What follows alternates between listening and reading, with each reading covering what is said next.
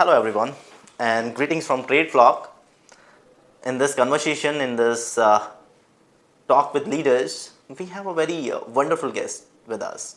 I would call him a finance maestro or a wizard, someone who has been consistently chasing new challenges, someone who firmly believe in that learning has no limits. Today, we are welcoming Mr. Mahabaleshwar Hegde, who is the Chief Financial Officer of Purplelabs Search. Mr. Hegde, with his high integrity and people-focused approach, has built high-performing financial units. And one thing that has remained very common in his trajectory is his never-ending chase towards learning and growth. In this conversation, we'll be exploring what initial challenges he faced, how he overcome them, and what are some specific strategies that have worked well with him. He'll be sharing his advice for the future finance leaders and how can they navigate in this highly complex financial world. So, hello, Mr. Mahabaleshwar. Welcome to TradeFlock once again. And so, to start this conversation, I would request you to quickly walk me through the journey since you have had a wonderful journey. What has been the biggest milestones and achievements that you are proud of? Sure. So, thank you, Vipin. Thanks for the opportunity. My name is Mahabaleshwar Hegde. I'm a chartered accountant by profession, and I have more than 2 decades experience in the industry, working in the diverse industries like manufacturing, FMCG, real estate, retail, IT, and the fintech companies. So, at present, I'm the Chief Financial Officer of Prasha Singh, a US-based mental wellness startup. And see, over a period of my career, I've been involved in the fundraise, and also I take a lot of pride in setting up the finance teams and the systems from the beginning or from the scratch for a lot of companies, which I have already worked with. Also, I have raised more than 3,000 crores in equity and debt combined finance for the various industries. This is a very quick brief about myself. Wonderful. So, in this journey, since you have primarily been associated with the startups and working with the startups is like, you face or you get a new challenge every day with the Yes. startups and like already established firms and organizations. So, what has been some of the biggest challenges that you overcome, and what strategies help you there? So, see, in working with the startup, always compared to very different compared to the working with the very established companies, because the challenges what you face on a daily basis is going to be immense. Because before joining into a startup, you should already know that it's not your comfort zone. If you have a mindset of being in a comfort zone, you can't work in startups. That's a first thing.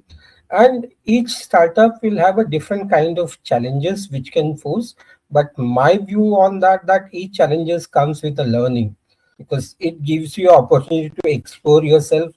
It give opportunity to contribute to the success of the company or any strategic decisions what you take for the company. That's how it helps.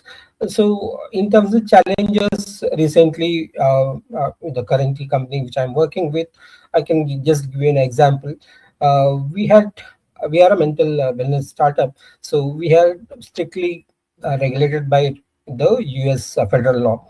So we came across a situation where we found out a little gap in our system. So immediately what I did was I called up a meeting for all my tech division or the operation division or the clinical division.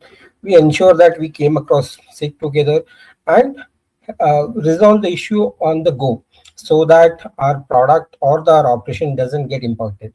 So that's a kind of challenges what you face in startups, but you should be ready to tackle those problems immediately.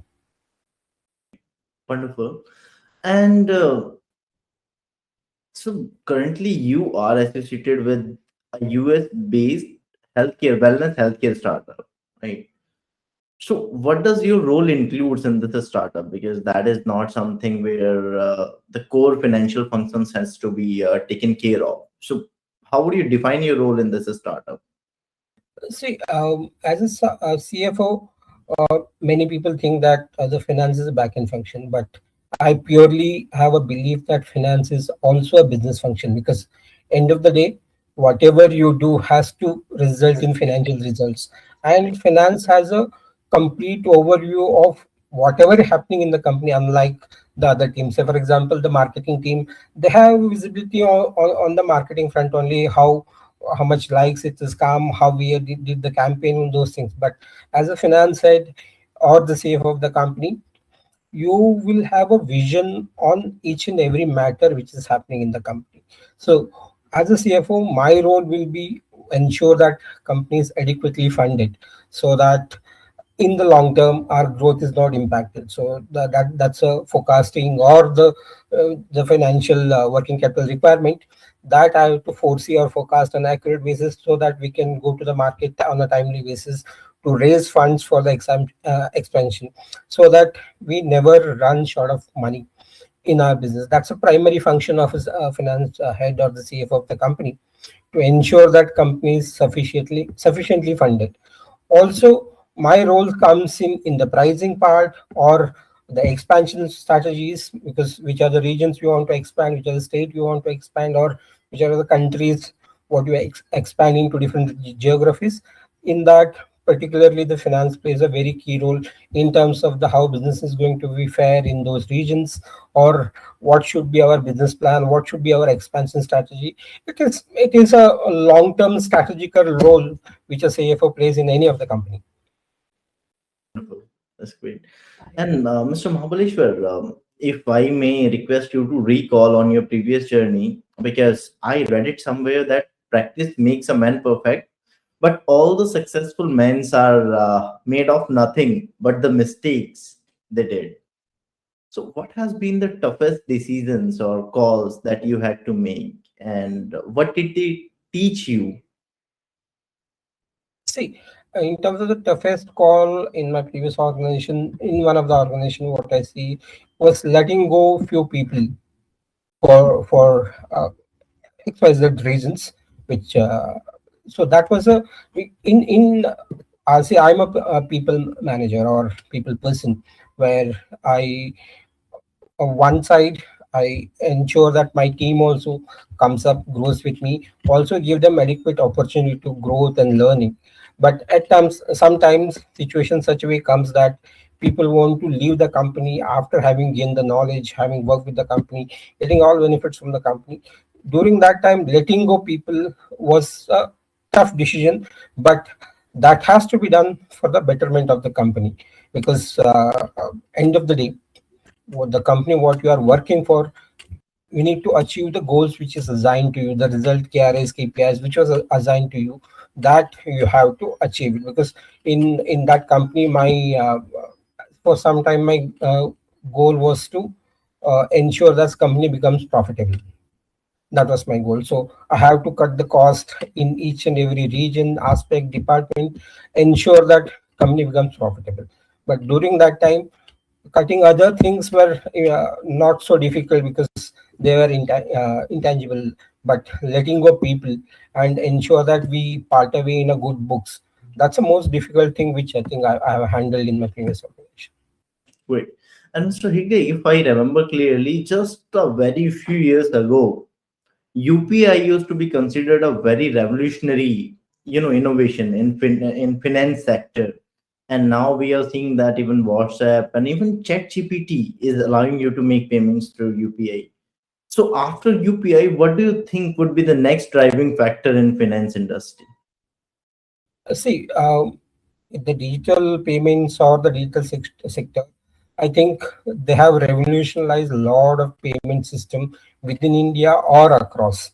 But the next big thing, which after ChatGPT or whatever, I believe will be a cyber security, because as our 90% of the life or whatever the activities what we do, it is online. And in today's world, data is a currency, but data is subject to vulnerability.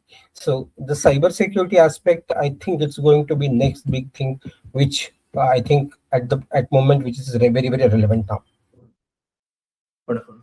And if may ask you, what are the latest trends or latest project that you are currently working on, and how would they shape your journey further? See, we are setting up a GCC, or we have already set up a GCC in India, which is going to be a backend for our US operations. We have a tech, finance, HR, or other multiple divisions working out of India. So I'm working on a lot of transition to bring a lot of processes back to India. At right now, I'm working on multiple projects to in terms of the transition or the transformation or to the India.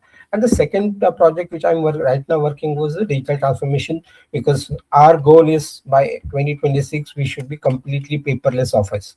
100% should be digital. That's going to be our strategy. Plus, few more projects which right now I'm working on the automation side, because we have a lot of payments which is going for doctors, employees, all those things. And with the help of AI and few other tools, we are in the process of automating all our processes so that we have a minimal human intervention.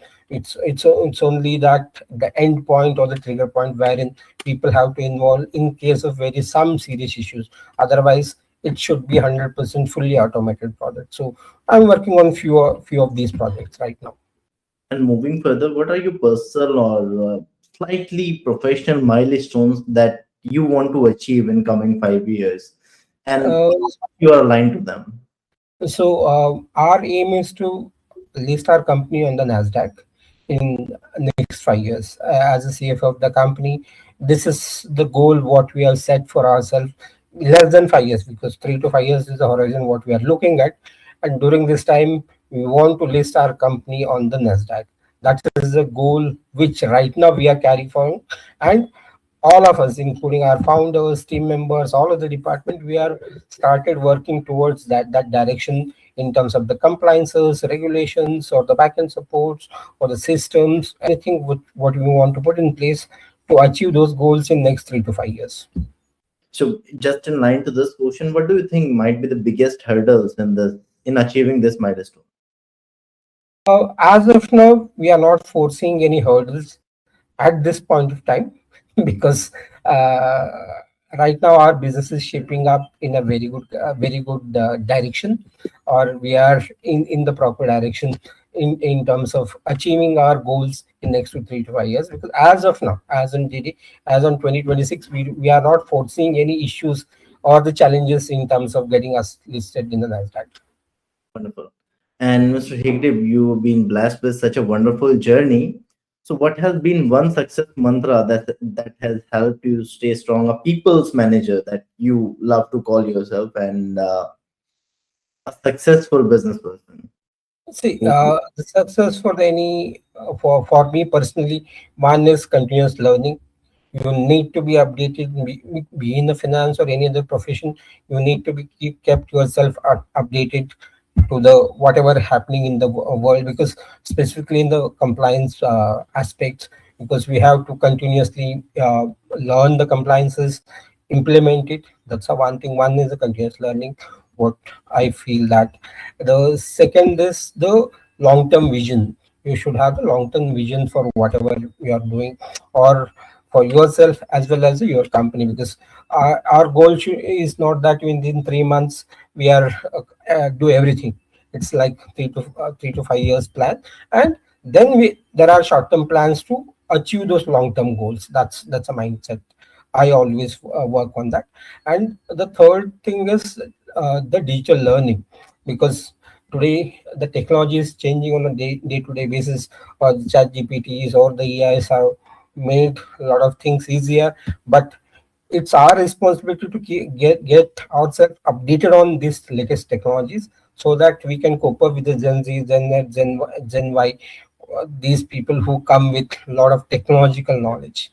And the last thing which I always believe, or most a lot of people have said, that change is way of life. Things will change.